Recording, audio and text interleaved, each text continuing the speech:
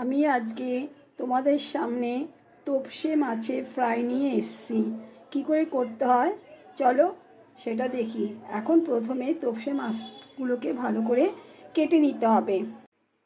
মাছগুলো কেটে ধুয়ে রেখে দিয়েছি, আর এর মধ্যে এখন লবণ দিতে হবে,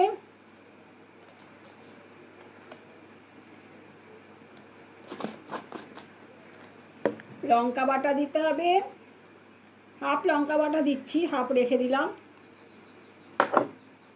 পেঁয়াজ বাটা দিচ্ছি, রসুন বাটা, আদা বাটা আর গরম মশলা একটু দিয়ে দিচ্ছি। এবার এটাকে ম্যারিনেশন করে রেখে দিতে হবে। এবার হলুদের গুঁড়ো দিতে হবে।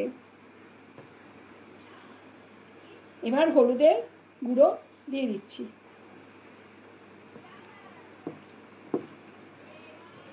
মেখে 1 ঘন্টাও তুমি রাখতে পারো, 30 মিনিটও রাখতে পারো।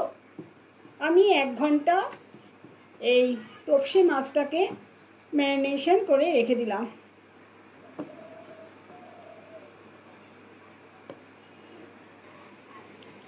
ব্যাটারটা তৈরি করার জন্য বেসন দিয়ে দিলাম,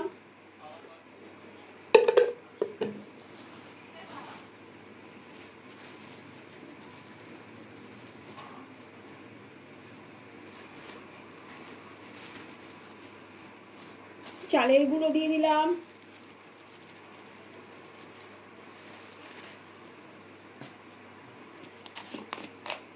লবণ দিয়ে দিলাম,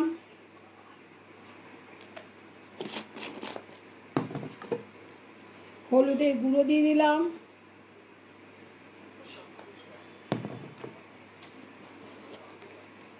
লঙ্কার গুঁড়ো দিয়ে দিলাম,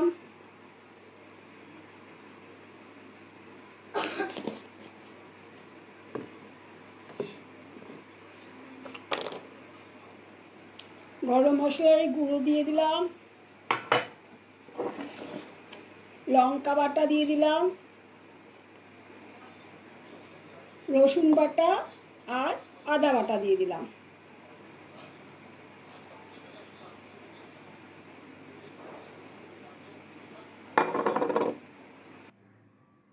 এবার আমি অল্প করে বেসন নিয়ে একটু শুকনো চাটুতে হোক বা সসপ্যানে হোক একটু ভেজে নিচ্ছি, যাতে ওই ব্যাটারের মধ্যে দিলে ভীষণ পরিমাণে মুচমুচে থাকবে, খাস্তা হবে, মুচমুচে হবে, যাতে বেসনটা যাতে পুড়ে না যায়।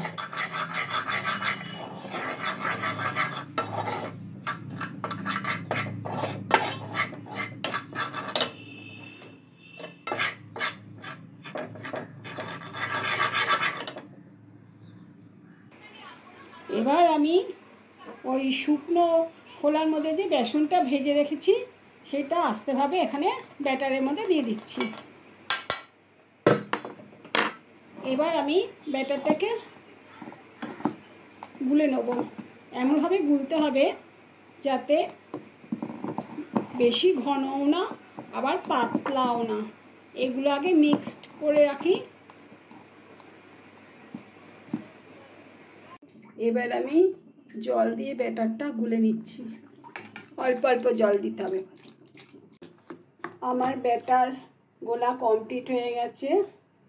এবার এখানে সাইডে একটু ময়দা রেখেছি, আর ম্যারিনেশন করা মাছটা নিয়ে এই ময়দাটার মধ্যে মাখিয়ে এবার ব্যাটারের মধ্যে দেবো।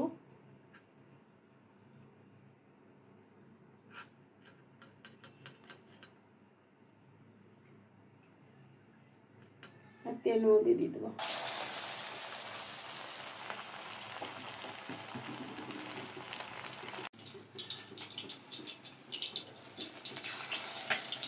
এইভাবে আমি একটা একটা করে ভেজে তারপরে আমি আসছি। আমাদের তোপসে ফিশ ফ্রাই কমপ্লিট। আমি একটা ভেঙেই দেখাচ্ছি, এই যে কত সুন্দর।